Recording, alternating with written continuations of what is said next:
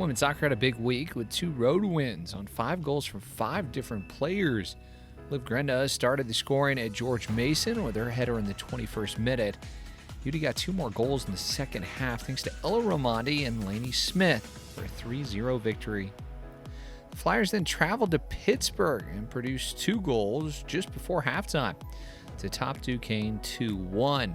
Kira Carvante scored in the 42nd minute, and Noelle Blaine found her league-leading 9th goal of the year just seconds before the break. It was a fun weekend at the Frerick Center as Dayton cruised in straight sets against Rhode Island to start conference play. The reigning A10 champs used a balanced attack to take down Rhodey Friday.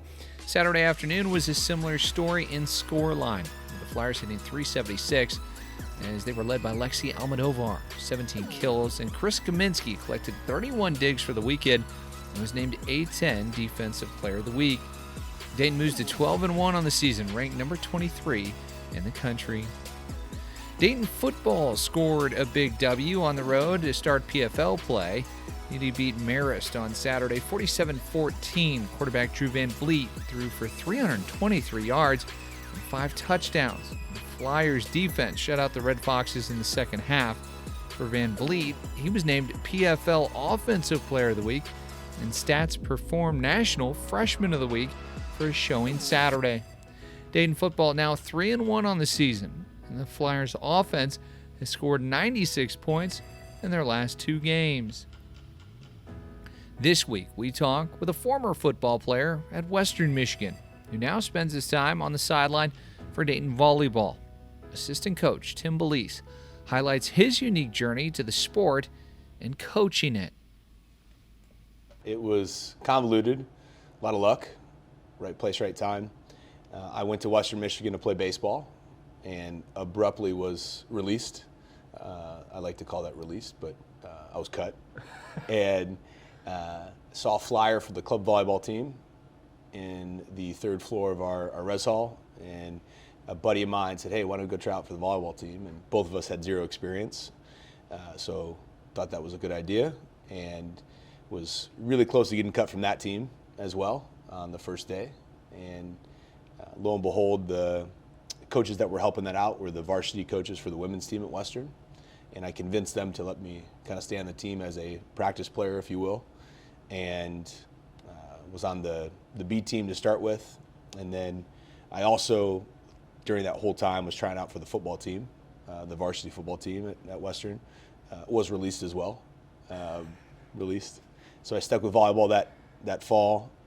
Also played club baseball at Western, and then the following semester, the spring semester, I was able to stay on the football team, and then was released again. Oh my goodness! That happened.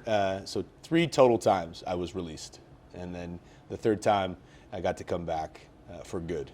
And but I played club, I was a part of the team, and learned as much as I could about volleyball during that time, and got obsessed with it.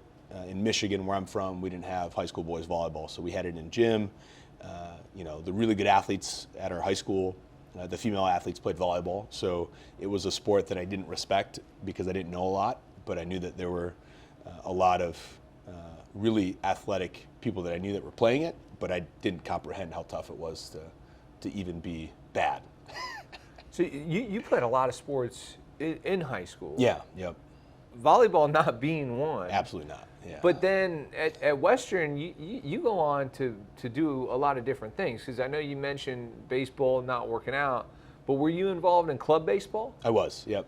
So you're still playing all these sports while a Bronco, and I guess from that, and now you're coaching volleyball, do you take some of those experiences in other sports and use them with your time now with the Whistle here at Dayton? For sure.